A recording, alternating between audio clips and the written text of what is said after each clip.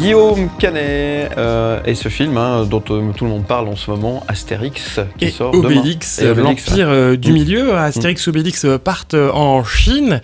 Alors, Guillaume Canet m'expliquait aussi qu'une des raisons pour laquelle finalement il n'avait pas pu tourner en Chine, c'est que quand les Chinois ont lu le scénario, qui explique donc que l'Empire romain, Jules César, envahit la Chine pour montrer à Cléopâtre que c'est lui le plus fort, et bien en fait, ça n'est pas possible pour les Chinois d'accepter l'idée que leur pays soit envahi par une puissance étrangère, même si c'est pour de rire, même si c'est une fiction, évidemment, ça n'est jamais arrivé dans l'histoire. Non. Mais ils sont assez touchy, les Chinois, avec ça, donc du coup, c'est aussi une des raisons pour laquelle le film n'a pas pu être tourné là-bas. Pourtant, dans l'ADN d'Astérix, les voyages ont toujours été là, la découverte des autres, des nouvelles cultures, et cette histoire originale ne déroge pas à la règle. Alors j'ai envie de demander à Guillaume Canet s'il y avait un autre pays où il aimerait emmener ses héros.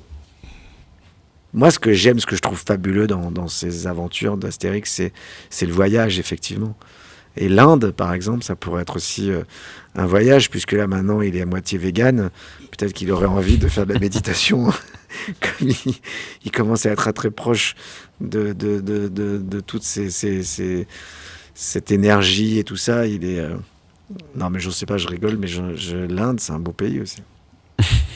L'Inde, c'est un beau pays, pourquoi pas Mais oui, pourquoi pas. Alors c'est vrai que dans le film de Guillaume Canet, Astérix se pose pas mal de questions, notamment sur son régime alimentaire et sur sa dépendance à la potion magique. Donc de là à faire de la méditation de pleine conscience et du yoga, il n'y a qu'un pas. En tout cas, ce qui est sûr, c'est que Astérix et Obélix sont toujours les meilleurs copains du monde. Rien ne peut les séparer.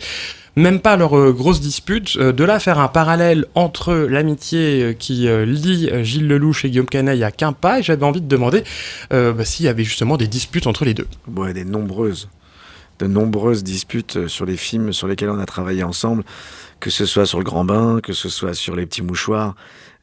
Oui, parce qu'on se connaît très très bien, qu'on est très potes. Quand on traverse des choses en tant que réalisateur, on a la fâcheuse tendance des fois peut-être à faire de son ami le bouc émissaire. Et moi, ça m'est arrivé sur Les Petits Mouchoirs que des fois, ce soit lui qui prenne, alors que c'était pas forcément lui le responsable. Et il me l'a bien fait payer sur Le Grand Bain, où il me laissait des fois dans la piscine très froide à 6h du mat et qui me laissait nager alors qu'ils avaient fini de tourner, rien que pour me casser les couilles. Donc oui, il y a eu des bonnes frictions. Des frictions, mais il a l'air d'avoir une bonne ambiance aussi. Ouais, bah oui, c'est ça, travailler avec les copains, on se taquine. C'est le 8e film que réalise Guillaume Canet.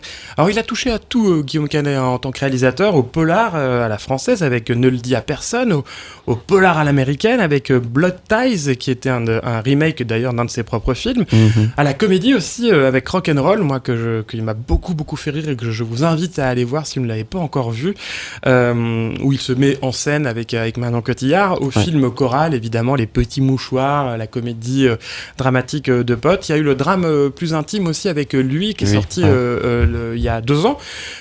Alors, est-ce qu'il y a un genre qu'il n'a pas encore essayé et qui lui fait de l'œil ? Oui, j'ai très envie de faire un film d'horreur. Ouais.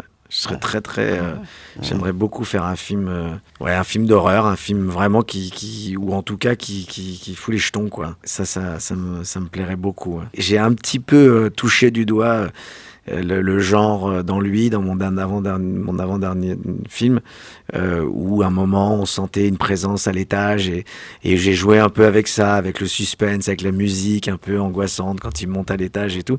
Et je sais que j'avais beaucoup de plaisir à faire ça et j'aimerais beaucoup faire un film d'horreur. Film d'horreur avec Guillaume Canet, pourquoi pas ça. Alors quand vous verrez d'ici 2-3 ans le film d'horreur de Guillaume Canet sortir sur les écrans, eh bien vous saurez que vous l'aurez d'abord entendu sur M le Média.